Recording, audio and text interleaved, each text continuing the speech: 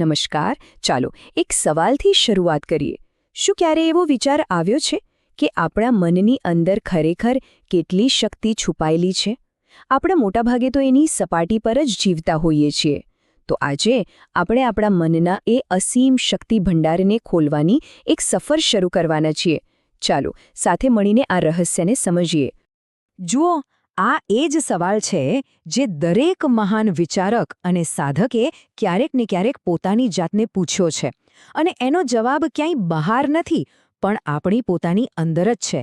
આપણી અંદર એક એવો જબરદસ્ત શક્તિનો સ્ત્રોત છે જે બસ જાગૃત થવાની રાહ જોઈ રહ્યો છે. અને એ જાગૃત થાય તો જીવન બદલાઈ શકે છે. જરા કલ્પના તો કરો, એક એવી શક્તિ જે જીવનના દરેક પડકારમાં આપણને જીત અપાવે, ગમે તેવા તોફાનો વચ્ચે પણ મનને એકદમ શાંત રાખે અને એવો આનંદ અપાવે જે ક્યારેય ઓછો જ ન થાય. આ કોઈ કોરી કલ્પના નથી હો, આ આપણા મનની સાચી ક્ષમતા છે. આ કોઈ જાદુઈ મંત્ર જેવી વાત નથી, પણ આ તો મનનું વિજ્ઞાન છે. એને કેળવવાની એક કળા છે. તો ચાલો આ સફરમાં આપણે સાથે મળીને એ ચાવી શોધીએ જે આપણા મનની અનંત શક્યતાઓના દરવાજા ખોલી શકે છે. તો ચાલો શરૂઆત કરીએ એ સમજવાથી કે આ આપણું મન એ ખરેખર છે શું. જુઓ, કુદરતી રીતે જ એ એક અદ્ભુત શક્તિ છે. ભલે આપણે રોજિંદા જીવનમાં એનો અનુભવ ન કરતા હોઈએ. એની મોટાભાગની શક્તિઓ તો હજી સુષુપ્ત અવસ્થામાં જ છે. આ સરખામણી કેટલી સચોટ છે નહીં? આપણું મન એકદમ ફળદ્રુપ ખેતર જેવું છે. પણ વિચારો, જો ખેતરમાં સારા બીજ વાવવામાં જ ના આવે અને એની કોઈ સંભાળ જ ન રાખવામાં આવે તો શું ઉગે? સ્વાભાવિક છે, નકામું ઘાસ કચરો. બસ એવી જ રીતે જો આપણે આપણા મનમાં સારા વિચારો નહીં વાવીએ અને એને કેળવીશું નહીં તો એમાંથી નકારાત્મકતા અને ચિંતાઓ ઝૂકશે. મનગમતું ફળ જોઈતું હોય તો મહેનત તો કરવી જ પડે. તો સવાલ એ થાય કે ભાઈ, જો આપણું મન આટલું બધું શક્તિશાળી છે તો આપણને એની શક્તિનો અનુભવ કેમ નથી થતો? જવાબ ફક્ત એક જ શબ્દમાં છે: વિક્ષેપ. આપણું મન સતત ભટકતું રહે છે, એક વિચાર પરથી બીજા વિચાર પર કૂદકા મારતું રહે છે. અને સાચું કહું ને તો આ જ આપણી સૌથી મોટી નબળાઈ અને સૌથી મોટો પડકાર છે.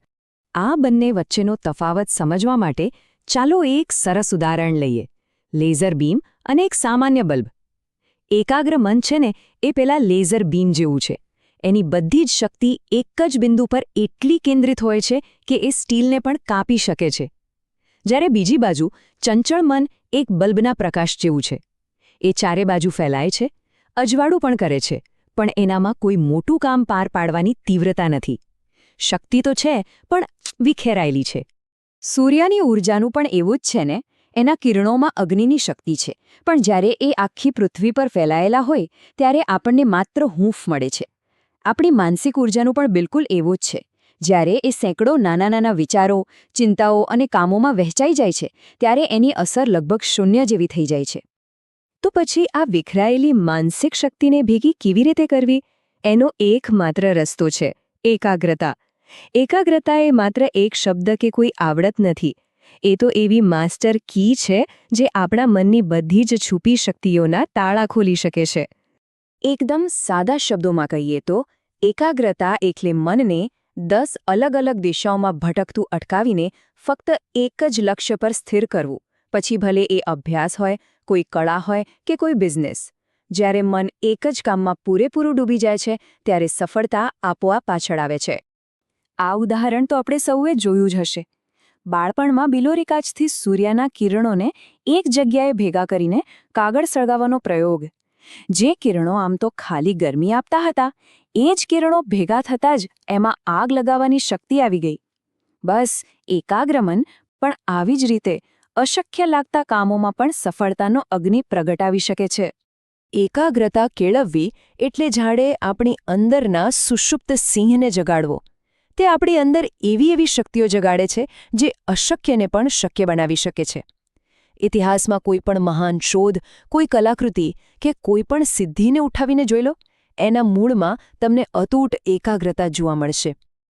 ચાલો હવે સિદ્ધાંતથી આગળ વધીને થોડી વ્યવહારુ વાત કરીએ. આપણે એ તો સમજી ગયા કે એકાગ્રતા શા માટે જરૂરી છે, પણ મોટો સવાલ એ છે કે એને જીવનમાં ઉતારવી કઈ રીતે? આ ચંચળ મનને ટ્રેનિંગ કેવી રીતે આપવી? જો મનને કાબૂમાં લેવાની આખી ઇમારત આ 4 મજબૂત પાયા પર ટકેલી છે. પહેલું છે ઇન્દ્રિય સંયમ, એટલે કે આપણી આંખ, કાન અને જીભને ખોટી જગ્યાએ ભટકતા રોકવા. બીજું છે અર્થ સંયમ, એટલે કે પૈસાને વ્યસનોમાં નહીં પણ વિકાસમાં વાપરવા. ત્રીજું સમય સંયમ, જે આપણી જિંદગીની સૌથી કિંમતી મૂડી છે એને વેડફાથી અટકાવવી. અને ચોથું અને સૌથી અગત્યનું વિચાર સંયમ, એટલે કે મનમાં આવતા નકામા અને નકારાત્મક વિચારો પર લગામ લગાવવી. આ 4 પાયા મજબૂત થાય ને એટલે મન આપોઆપ સ્થિર થવા લાગે છે. આપણા વિચારો પર સૌથી વધારે અસર 2 વસ્તુઓની થાય છે. એક તો આપણી સંગત અને બીજું આપણું વાંચન. જો આપણી આસપાસ નકારાત્મક કે છીછરા વિચારોવાળા લોકો હશે તો આપણું મન પણ એવું જ થઈ જશે. એવી જ રીતે જો આપણે સનસનાટીભર્યું અને તુચ્છ સાહિત્ય જ વાંચીશું તો વિચારોમાં ઊંઘાણ ક્યારે નહીં આવે. એટલે જ તો સારી સંગત અને સારા સાહિત્યની પસંદગી કરવી એ માનસિક શક્તિ કેળવવાનું પહેલું પગથિયું છે. માણસ જેવું પોતાના હૃદયમાં વિચારે છે તેવો જ તે બની જાય છે. આ એક વાક્યમાં જાણે આખા જીવનનો સાર છુપાયેલો છે. આપણા વિચારો કંઈ ખાલી મનમાં આવતા જતા તરંગો નથી. એ એક સર્જનાત્મક શક્તિ છે. એ જ આપણા વ્યક્તિત્વ, આપણા કર્મો અને છેવટે આપણા ભાગ્યનું નિર્માણ કરે છે. આપણું બહારનું જીવન આપણા અંદરના વિચારોનું જ એક પ્રતિબિંબ છે. એકાગ્રતા આપણને માત્ર ભૌતિક સફળતા જ નથી આપતી, એ આપણને એક ઘણી ઊંડી આંતરિક પરિપૂર્ણતા તરફ પણ લઈ જાય છે. આ સફરમાં આગળ વધવા માટે આપણે 2 શબ્દો વચ્ચેનો તફાવત બરાબર સમજવો પડશે, જે આપણે ઘણીવાર એકબીજાના બદલે વાપરીએ છીએ: સુખ અને આનંદ. સુખ શું છે?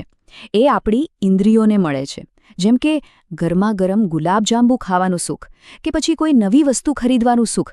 એ રોમાંચક તો હોય છે પણ ક્ષણિક હોય છે અને એની એક કિંમત પણ ચૂકવવી પડે છે. પણ આનંદ? આનંદ આંતરિક વસ્તુ છે. એ કોઈ બહારની વસ્તુ પર આધાર નથી રાખતો. એ તો ધ્યાન પછી મળતી શાંતિ છે કે કોઈની નિસ્વાર્થ મદદ કર્યા પછી મળતો સંતોષ છે. તે સ્થાયી છે, શુદ્ધ છે અને એની કોઈ આડઅસર નથી. આ પ્રશ્ન આપણે સૌએ પોતાની જાતને પૂછવા જેવો છે. શું આપણી જિંદગીની આખી દોડધામ ફક્ત ક્ષણિક સુખની પાછળ જ છે? એવી વસ્તુઓ પાછળ જે આજે છે અને કાલે નથી અને પાછળ માત્ર ખાલીપો છોડી જાય છે? કે પછી આપણે એવા શાશ્વત આનંદની શોધમાં છીએ જે ક્યારેય આપણો સાથ ન છોડે? જ્યારે મન સ્થિર થાય છે અને સાચા આનંદને ઓળખી લે છે ત્યારે એક પરમ સત્ય સામે આવે છે.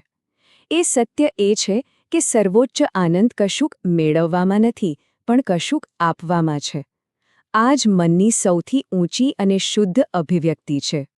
જ્યારે આપણે હું અને મારુંના નાના એવા વર્તુળમાંથી બહાર નીકળીએ છીએ અને બીજાના ભલા માટે, આખા સમાજ માટે જીવવાનું શરૂ કરીએ છીએ, ત્યારે જે આનંદ મળે છે ને એનું વર્ણન શબ્દોમાં કરવું લગભગ અશક્ય છે.